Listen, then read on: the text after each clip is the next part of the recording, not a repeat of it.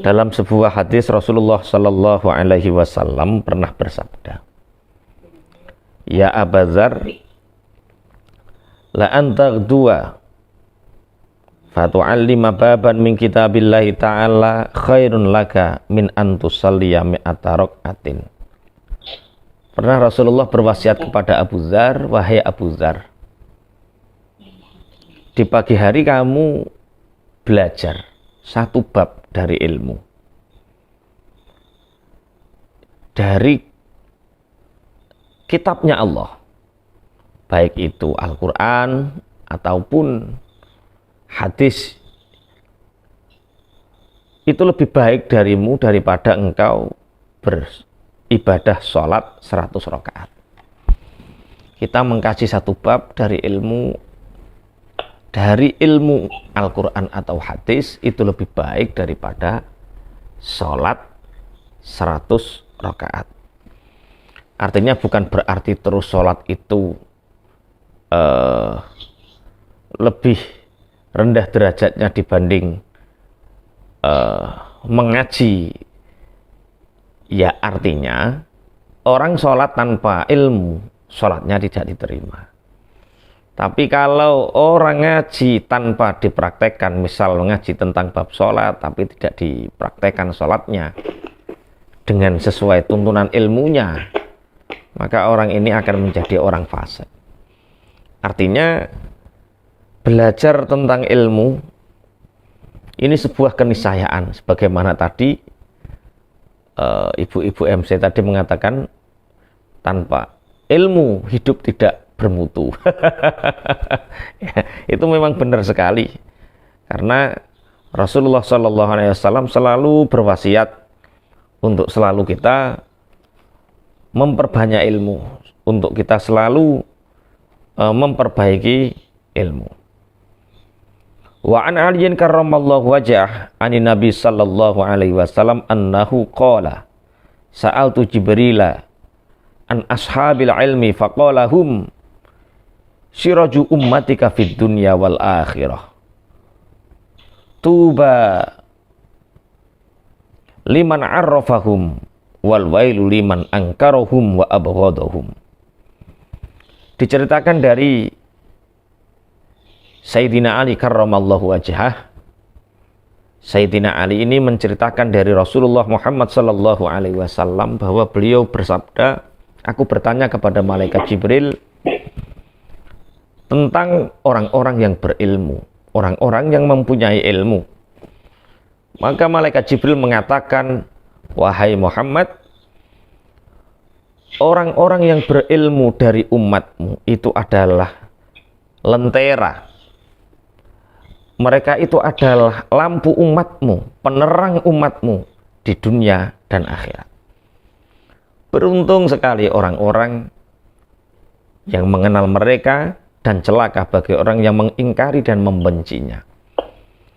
Artinya tugas kita adalah mencintai orang-orang yang berilmu, mengenal mereka, kemudian mengambil ilmunya, kemudian mengamalkan ilmunya. Makanya ketika kita ngaji bareng-bareng sama orang alim, selayaknya selalu kita berdoa dalam hati, Allahumma kama jama'atana fid dunya ijma' bainana fil jannah ijma' bainana fil barzakh hattal jannah.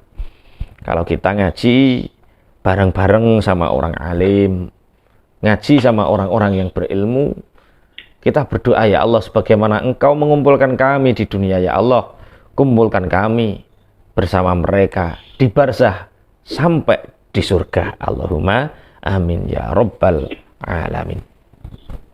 Dalam sebuah hadis juga diceritakan dari Rasulullah sallallahu alaihi wasallam, man shalla salatal jamaah atau man shalla as-salata ma'al jamaah wa jalasa fi halaqatil ilmi wa sami'a kalamallahi wa amila bihi a'tahu Allah ta'ala sittata asya.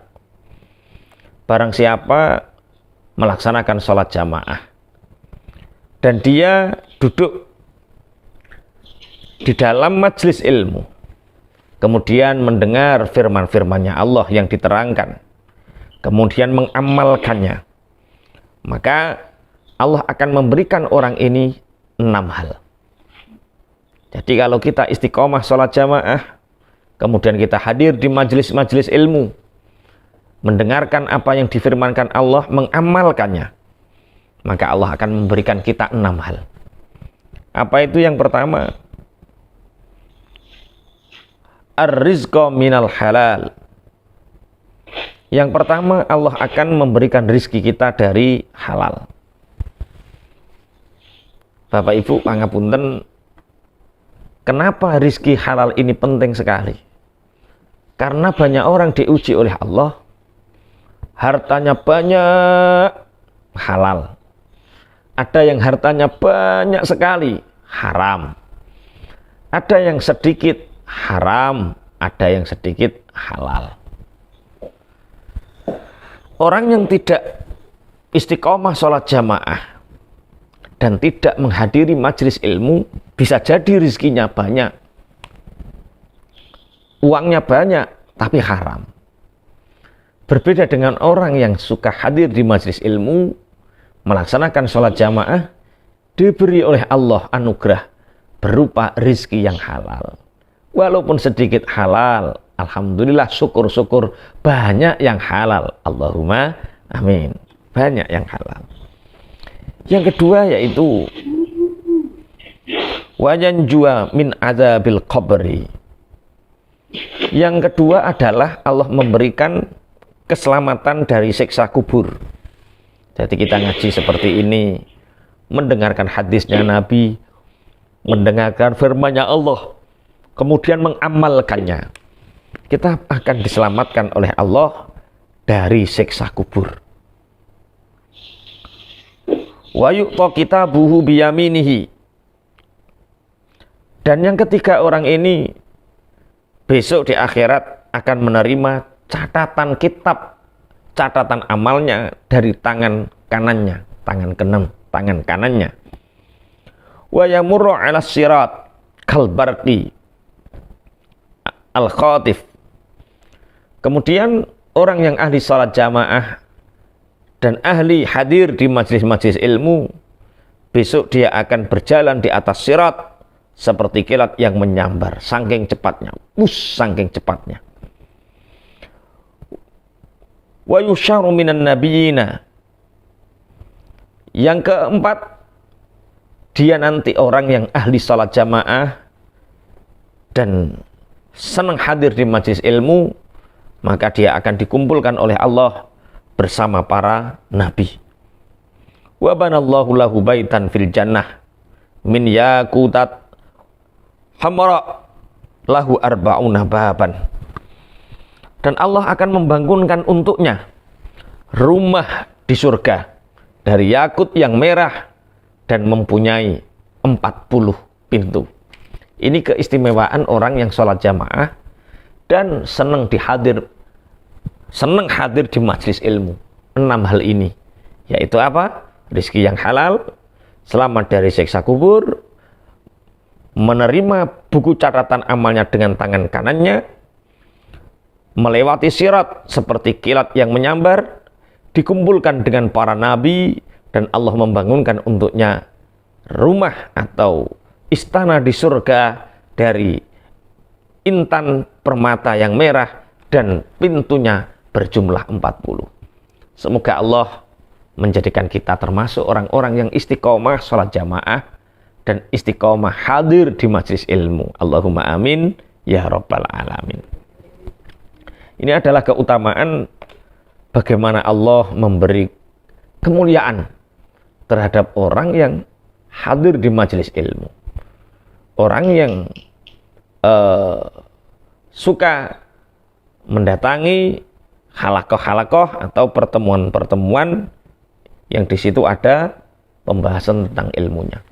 Apalagi komit ini kan 2, bahas tentang ilmu dan bahas tentang khataman Quran. Ada 2 kemuliaan. 1 kemuliaan tentang keutamaan ilmu, 2 tentang kemuliaan Al-Quran. Ya, semoga Allah ridho dengan apa yang kita ikhtiarkan, dan semoga Allah memberikan keberkahan untuk kita semua. Allahumma amin ya rabbal alamin. Di dalam tafsir At-Taisir diterangkan sebuah hadis. Wa an Ibnu Abbas radhiyallahu anhuma annahu qala khiyira Sulaiman wa alaihi salam bainal ilmi wal mulki. Suatu ketika Nabi Sulaiman alaihissalam diberi pilihan oleh Allah untuk memilih dua hal, yaitu antara ilmu dan istana kerajaan. Fakhtaro al-ilma. Kemudian Nabi Sulaiman memilih ilmu. Fa'utiyal ilma wal mulka. Kemudian karena Nabi Sulaiman memilih ilmu, maka Allah memberinya dua hal, yaitu Allah memberikan ilmu dan istana. Hadis ini menggambarkan betapa ilmu ini bisa menarik istana. Ilmu ini bisa mendatangkan apapun yang dikehendaki. Ini keistimewaan ilmu, sebagaimana wonten dawuh man arada dunya fa'alaihi bil ilmi. Barang siapa yang menginginkan dunia, maka dia harus punya ilmu, namanya ilmu duniawi. Wong kok orang duwe ilmu duniawi nasibnya dadi buruh. Buruh niku awak lebur ora weruh. Keringat diperes, tenaga dihabiskan, tapi yang dihasilkan tidak seberapa. Karena apa? Karena bodoh tentang ilmu dunia. Kita perhatikan orang yang menjadi buruh kuli batu. Bukan berarti kuli batu itu buruk, itu halal.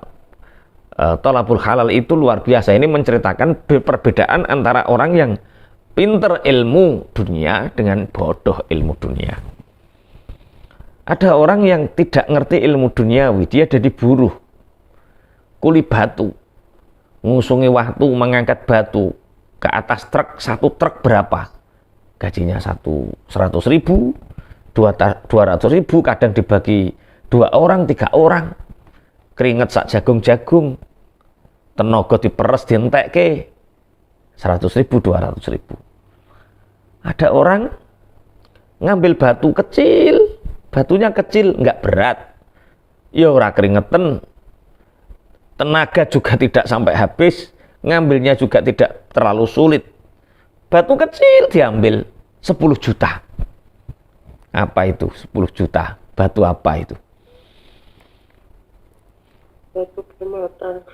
Batu permata. Batu permata akik. Oh. Lah nek permata akik wis rasah ngaji, rasah sekolah, modal grindo. Larian nih kan mana batu akik. Batu akik. Batu ginjal loh Bu, batu ginjal, batu akik. Batu ginjal. Ada orang terkenal batu ginjal. Batunya kecil. Ngambilnya juga enggak ngoyo, keringetan ya ora, meruntus ya ora. Diambil, bayarnya 10 juta. Kira-kira bayar napa mboten? Bayar. Karena apa? Orang punya ilmu duniawi. Nah, ini penting. Nabi Sulaiman ketika ditawari oleh Allah, wahai Sulaiman, engkau memilih mana? Engkau memilih ilmu atau istana kerajaan? Kekuasaan. Nabi Sulaiman memilih ilmu. Karena Nabi Sulaiman memilih ilmu, inilah Allah memberikan dia ilmu dan memberikan dia kekuasaan, istana kerajaan. Wa qala ba'dul hukama. Sebagian ulama-ulama ahli hikmah itu mengatakan al ilmu salah satu ahrufin. Ilmu itu dari 3 huruf. Ain, kemudian lam, kemudian mim. Istiqaqul aini min illiyin. Terbentuknya huruf ain itu singkatan dari illiyin, tempat yang tinggi. Dan lam itu terbentuk dari kata al-lutfi. Lutfi itu artinya belas kasih. Mim itu artinya al-mulki. Artinya fal ainu yujawizu sahibahu ila illiyin. Artinya orang yang mempunyai ilmu, maka dia akan mencapai derajat yang tinggi. Siapa yang mempunyai ilmu, dia akan menjadikan ilmu itu latif. Ilmu itu penuh dengan cinta kasih. Dan siapa yang punya ilmu, mimnya ini mulkan, maka dia akan menjadi pemimpin para makhluk.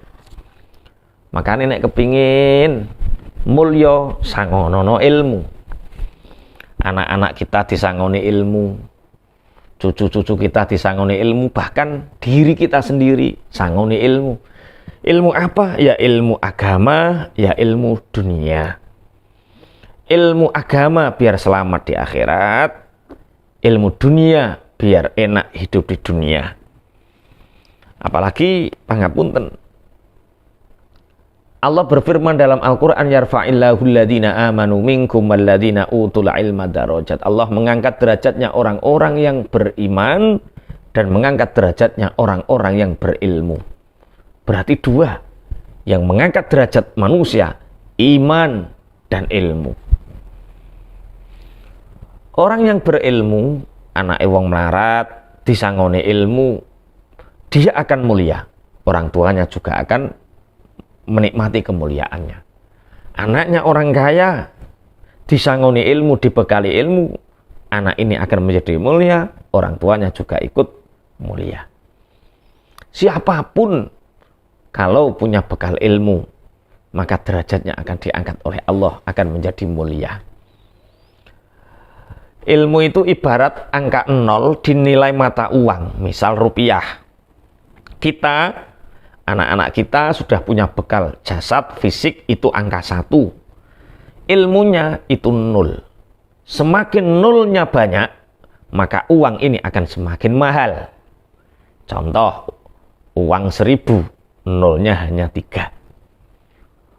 Uang 100.000, nolnya 5. Kira-kira ibu kalau dikasih tawaran, panjenengan dikasih suaminya uang 1000 sama uang 100.000, kira-kira milih mana? Tentunya 100.000. Semakin nolnya banyak, semakin bernilai. Uang 100.000 digelitake teng pundi-pundi, dia ditaruh dimanapun, dia akan bernilai. Di rumah wong, di rumah apik. Sama dengan orang yang berilmu, ditaruh di mana saja dia, berada di mana saja dia, orang yang berilmu, dia tetap akan mulia dan dia tetap akan menjadi pemimpin. Di Bojonegoro itu ada, Bu, anaknya orang biasa. Rumahnya itu Ndolok Gede. Ndolok Gede itu salah satu desa pelosok di Bojonegoro. Itu ada orang ilmu dunianya pinter, namanya Pratikno.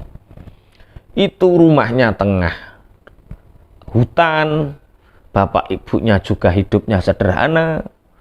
Cuma anak ini terkenal pinter dari kecil. Kemudian dia sekolah di Jakarta, kemudian pulang di Bojonegoro di tengah hutan.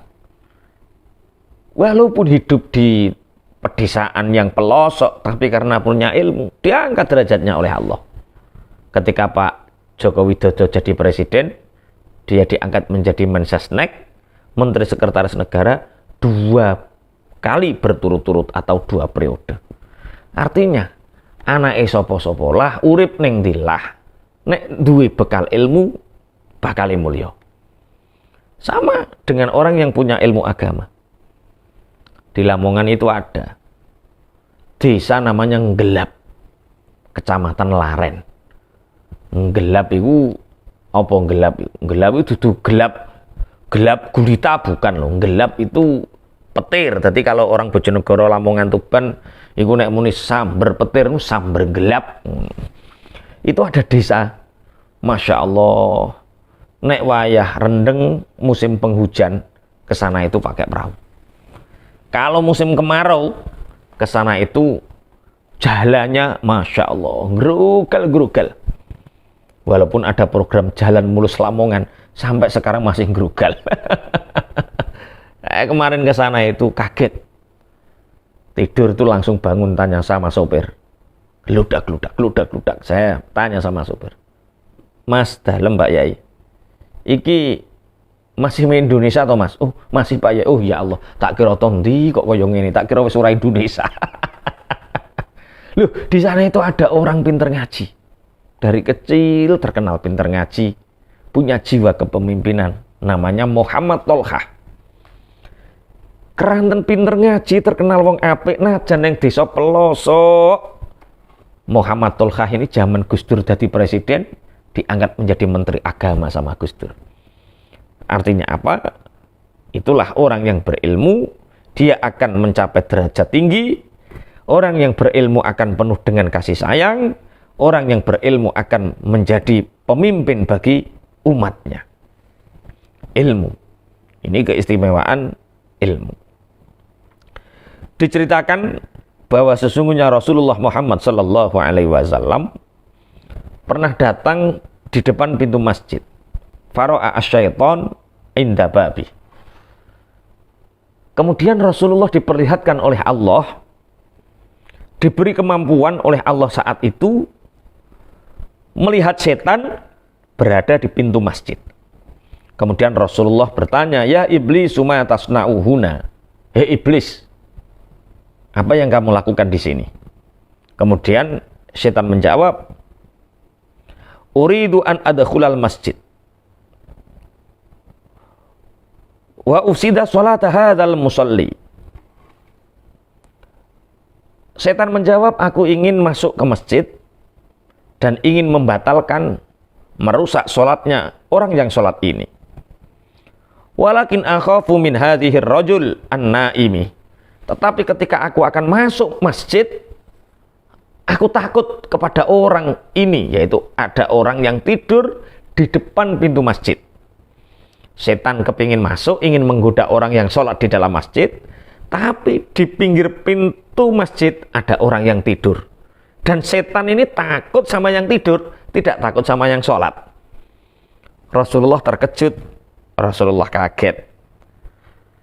Kanjeng Nabi kemudian bertanya, "Ya iblis, lima lam takhaf minal musalli wa huwa fil ibadah wal munajah ma'a rabbih wa takhafu minan naimi wa huwa fil ghaflati." Rasulullah bertanya kepada iblis ini, "Wahai setan, kenapa kamu tidak takut dari orang yang sholat, sedangkan dia dalam proses ibadah dan munajat kepada Allah? Sedangkan ini yang kamu takuti ini, orang yang tidur, dia dalam keadaan lupa. Kenapa kamu takuti ini orang tidur?" Setan menjawab, "Al-musalli jahilun wa ifsaduhu ashalu walakinin naimu alimun idza aghwaitu al-musalliya wa afsattu salatahu akhafu min yakzotihi wa islahihi ajalan." Setan menjawab, aku takut kepada orang yang tidur ini karena yang sholat, yang munajat itu orang bodoh. Mudah sekali untuk merusak sholatnya. Tapi orang yang tidur ini orang alim. Dia pinter ilmu agama. Ini kalau orang sholat itu tak goda, kemudian sholatnya batal, rusak. Ini orang tidur ini sekali bangun bisa membenarkan, kamu sholatmu salah. Mestinya sholatmu yang benar seperti ini, seperti ini, seperti ini, seperti ini. Percuma aku membatalkan sholatnya. Ketika aku batalkan sholatnya, orang yang tidur ini membenarkannya. Maka biarkan aku takut sekali kalau orang ini sampai bangun. Biarkan orang alim ini tidur terus gitu. Oh ternyata inilah yang dimaksud Rasulullah Shallallahu Alaihi Wasallam, naumul alimi khairun min ibadatil jahil. Rasulullah pernah bersabda, tidurnya orang alim itu lebih utama daripada ibadahnya orang bodoh. Turune wong alim iku luwih apik tinimbang ibadahe wong sing bodoh. Karena apa? Ibadahe wong sing bodoh gampang ora keterima, mudah untuk tidak sah. Tapi orang alim walaupun tidur, sekali dia terjaga, dia bisa membenarkan orang-orang dari kesalahannya. Makanya mari kita berusaha untuk menjadi orang alim atau berusaha untuk menjadi orang-orang yang berilmu dengan cara ikuti majelis-majelis taklim, ikuti kajian-kajian yang di situ bernilai ilmu. Insya Allah dengan ilmu itu Allah akan mencintai kita. Rasulullah Shallallahu Alaihi Wasallam pernah bersabda, "Man arada ayyahfazul ilma, fa'alaihi ayyulazima khamsa khisalin." Terus, kalau kita ngaji, kita punya ilmu, ilmunya juga harus dijaga. Bagaimana agar ilmu ini dijaga oleh Allah? Rasulullah bersabda, barang siapa ingin menjaga ilmunya, maka orang ini harus istiqomah melakukan 5 hal. Yang pertama, al-ula sholatul laili walau rakaataini. Yang pertama adalah sholat malam walaupun 2 rakaat. Jadi keutamaan sholat malam itu adalah juga menjaga ilmu. Kalau kita ngaji, mendapatkan ilmu, kita istiqomah sholat malam walaupun 2 rakaat, maka ilmu ini akan terjaga dan ilmu ini akan mudah diamalkan.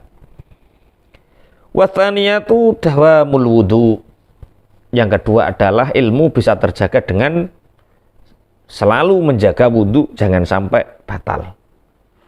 Wathalitsatu at-taqwa fis sirri wal alaniyah. Yang ketiga adalah merasa punya rasa takut kepada Allah. Takut kepada Allah baik dalam keadaan sir atau dalam keadaan alaniyah. Baik secara sembunyi-sembunyi atau secara terang menerang. Kok terang menerang? Apa nek ngarani baik secara terang-terangan kok terang menerang. Mbuh delik-belik, mbuh bareng-bareng karo wong, selalu menjaga takwa, maka ilmu akan dijaga oleh Allah. Warabi'atu ayyakula littaqawi la lisyahawati. Yang keempat, kalau ingin ilmu kita dijaga oleh Allah, kita memakan sesuatu yang membuat kita mampu melakukan ibadah, bukan karena enaknya atau keinginannya. Makan itu yang penting halal, sekedar untuk mengganjal perut dan menegakkan punggung, kemudian melakukan ibadah, itu makan. Jadi makan jangan karena disenangi kemudian dimakan, tapi makanlah sesuatu yang membuat kita mampu untuk melakukan ibadah kepada Allah. Wal khamisah as-siwaku. Yang kelima adalah dengan kita melakukan siwakan. Siwak itu melakukan apapun, menggunakan apapun yang barang ini bisa membersihkan gigi dan menyedapkan bau mulut, itu namanya siwak. Orang-orang zaman Rasulullah atau orang-orang soleh biasa menggunakan kayu arok. Kayu arok itu kayu kecil yang bisa menetralisir bau mulut. Ketika digosokkan di gigi, maka gigi ini akan menjadi bersih. Namanya kayu arok, yang biasa dibawa orang-orang yang pulang umroh, pulang haji, oyote klopo, itu namanya kayu arok.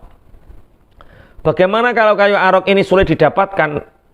Berarti dengan siwakan, dengan apapun yang menyebabkan bau mulut kita menjadi harum dan gigi kita menjadi bersih, baik itu dengan sikat gigi atau dengan hal-hal yang lain. Rasulullah Shallallahu Alaihi Wasallam juga pernah bersabda, khairud dunya wal akhirah ma'al ilmi, wa syarafud dunya wal akhirati ma'al ilmi. Kebaikan dunia dan akhirat itu bersamaan dengan ilmu, dan kemuliaan dunia dan akhirat itu juga bersamaan dengan ilmu. Artinya, kalau kita ingin mulia di dunia, ya tetap kita punya ilmu dunia. Kalau kita ingin di akhirat nikmat masuk surganya Allah, maka kita juga harus punya ilmu yang disebut dengan ilmu din atau ilmu agama. Bismillahirrahmanirrahim. Ini kemuliaan-kemuliaan bagaimana Allah mengistimewakan orang-orang yang berilmu. Bismillahirrahmanirrahim. Diceritakan idza kana yaumul qiyamati yu'ta bi arba'ati nafarin inda babil jannah bighairi ru'yatil hisab wal azab. Diceritakan besok hari kiamat ini didatangkan 4 golongan di depan pintu surga. 4 golongan ini tahu-tahu sudah di depan pintu surga tanpa melihat hisab dan azab. Al-awwalu al-alim alladzi amila bi'ilmihi. Yang pertama yang di depan pintu surga tanpa tahu azab, tanpa tahu hisab, yaitu orang alim yang mengamalkan ilmunya. Wathani al-hajj alladzi hajja bighairi amalil fasad. Yang kedua, orang yang melakukan ibadah haji dan hajinya ini mabrur tanpa celah, tanpa ada sesuatu hal yang merusak. Ini orang yang haji ikhlas mabrur besok di surga, di depan pintu surga tanpa melihat hisab dan tanpa melihat azab. Wa tsalitsu asyahidu alladzi qutila fil ma'arakah. Yang ketiga adalah orang yang mati syahid yang terbunuh karena di dalam peperangan membela agamanya Allah. Warabi'u as-sakhiyu alladzi iktasaba malan halalan wa anfaqahu fi sabilillahi bighairi riya'in. Yang keempat adalah orang yang dermawan, sakhi. Orang yang dermawan yang bekerja mengumpulkan uang-uang halal, harta-harta halal, kemudian menginfakkan hartanya untuk perjuangan di jalan Allah fi sabilillah. Akhirnya 4 orang ini tadi siapa? Orang alim yang mengamalkan ilmunya, orang haji yang hajinya itu karena sempurna hajinya tanpa ada celah. Yang ketiga adalah orang yang mati syahid karena membela agamanya Allah. Yang keempat adalah orang yang dermawan yang bekerja untuk mendapatkan halal kemudian menginfakkannya. Orang 4 golongan ini tahu-tahu di depan surga tanpa tahu hisab dan tanpa melihat azab. Akhirnya apa yang terjadi? Fayunazi'u ba'duhum ba'dun lidukhulil jannati awalan. Keempat orang ini berdebat tentang siapa yang berhak pertama kali untuk masuk surga. Jere sing haji aku dhisik dhewe, jere wong sing alim aku dhisik dhewe, jere wong sing mati syahid aku dhisik dhewe, jere orang yang dermawan aku dhisik dhewe. Aku yang pertama kali. Akhirnya fayursilullahu ta'ala Jabrailu liyahkuma bainahum. Akhirnya Allah mengutus malaikat Jibril untuk memutuskan, memberi keputusan di antara mereka. Kemudian fayas'alu awalan asyahid. Malaikat Jibril bertanya pertama kali kepada orang yang mati syahid. Fayaqulu lahu ma amilta fid dunya wa anta tazidu dukhulul jannah. Fayaqulu lahu ma amilta fid dunya wa anta turidu dukhulal jannati awalan. Malaikat Jibril bertanya kepada orang yang mati syahid, amalan apa di dunia yang engkau kerjakan sehingga engkau menginginkan masuk surga pertama? Fayaqulu qutiltu fil ma'rakati ridallah ta'ala. Malaikat Jibril, aku adalah orang yang terbunuh karena membela agamanya Allah. Aku adalah orang yang mati syahid karena mencari ridhonya Allah. Fayaqulu mimman sami'ta thawabas syahidi. Malaikat Jibril bertanya kepada orang yang mati syahid, kamu tahu bahwa orang yang mati syahid besok masuk surga pertama itu dari siapa? Fayaqulu minal ulama. Ya, saya mendapatkan ini dari ulama. Saya tahu bahwa orang mati syahid itu dirindukan surga, saya tahunya dari ulama. Fayaqulu ihfazil adab la taqaddam ala muallimika. Hai, kata malaikat Jibril, orang yang mati syahid, jagalah adabmu. Jangan sekali-kali engkau masuk surga mendahului orang yang mengajarimu ilmu, yaitu orang alim. Tsumma yarfa'u ra'sahu ilal hajj. Kemudian malaikat Jibril menuju orang yang haji. Fayaqulu mithla dzalik. Malaikat Jibril bertanya kepada orang yang haji ini, amalan apa yang menyebabkan engkau menginginkan masuk surga pertama? Haji. Al-hajju al-mabrur laisa lahu jazaa'un illal jannah. Haji yang mabrur tidak ada balasan baginya kecuali surga. Kamu tahu itu dari mana? Kalau orang yang haji besok mati, masuk surga, hajinya mabrur, masuk surga tanpa melihat azab dan hisab. Orang yang haji menjawab, saya tahu dari Pak Kiai, dari orang alim. Summa ila sakhi. Kemudian orang yang dermawan juga ditanya, amalan apa yang kau lakukan di dunia sehingga engkau ingin masuk surga pertama? Orang yang dermawan mengatakan, aku adalah orang yang dermawan. Kemudian malaikat Jibril bertanya, dari mana engkau tahu bahwa orang yang dermawan itu besok masuk surga pertama? Dari kiai, dari ulama. Sumaya qulu al-alimu, ilahi ma hasaltu al-ilma illa bisakhawati sakhi wa bisababi ihsanihi. Fayaqulullahu azza wa jalla, sadaqa al-alim. Ya Ridwan, iftah abwabal jannah hatta yadkhula as-sakhiyu al-jannata wa haula ibadahu.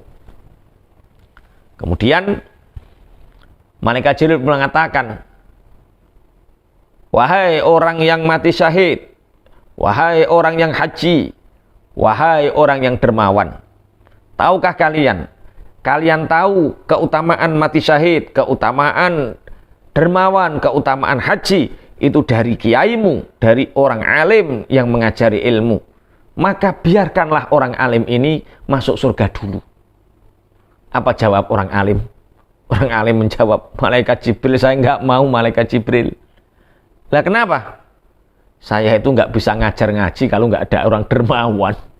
Saya itu nggak bisa ngajar ngaji kalau nggak ada orang yang bantu. Ya orang bantu itu ya orang sakhi, orang dermawan. Saya malu. Akhirnya, ya sudah. Wahai malaikat Ridwan, bukalah pintu surga ini, biarkan orang yang dermawan masuk dahulu. Tapi orang dermawan ini juga malu sama kiainya. Ya sudah, kalau begitu bareng-bareng saja. Artinya, di sini didahulukan orang yang dermawan masuk surga. Karena apa? Karena orang yang dermawan itu bisa menjadikan stabilitas dakwahnya orang alim tersampaikan. Jadi yo, apa tugas kita? Nek iso dadi wong alim. Nek ora iso dadi wong alim, duwe dhuwit dadi wong luman. Nek ora iso dadi wong alim, ora iso dadi wong luman, tenagamu nggonen mati syahid. Nek gak iso mati syahid, ya wis ngumpulno bondo sing akeh, nglakonono haji sing mabrur. Lah 4 golongan ini besok di depan surga tidak tahu kapan hisab, tidak tahu kapan azab. Dia tidak pernah melihat hisab, tidak pernah melihat azab, tahu-tahu sudah di pintu surga. Semoga kita menjadi salah satu di antara 4 bagian ini. Allahumma amin. Baik itu menjadi orang alim, orang dermawan, orang mati syahid, atau orang yang bisa hajinya haji mabrur. Allahumma amin ya rabbal alamin. Ibu jamaah Masjid Komit yang kami hormati, Al-Fakir secara pribadi mendoakan mugi-mugi panjenengan sedaya senantiasa diparingi istiqomah ngaji, istiqomah menuntut ilmu, mendapatkan kemuliaan, fadilah mencari ilmu, sehingga termasuk orang yang dicintai oleh Allah. Niki keranten, sebentar lagi saya ini mau perjalanan ke Semarang, punya rutinan di sana. Kami nggak bisa terlalu larut, kami nggak bisa terlalu malam. Mari kita berdoa bersama-sama. Harapannya Allah ridho terhadap amal ibadah kita, Allah ridho terhadap apa yang kita ikhtiarkan, Allah memberikan kenikmatan kita, kenikmatan dunia, kenikmatan akhirat, kenikmatan agama, istiqomah fitini wa dunya wal akhirah. Mugi-mugi panjenengan dipun paringi rezeki ingkang berkah melimpah, dipun paringi anak ingkang sholih lan sholihah, dipun paringi sehat wal afiyah. Al-Fatihah. A'udzubillahi minasyaitonir rajim. Bismillahirrahmanirrahim. Alhamdulillahirabbil alamin arrahmanir rahim maliki yaumiddin. Iyyaka na'budu wa iyyaka nasta'in. Ihdinas siratal mustaqim. Siratal ladzina an'amta 'alaihim ghairil maghdubi 'alaihim waladdallin.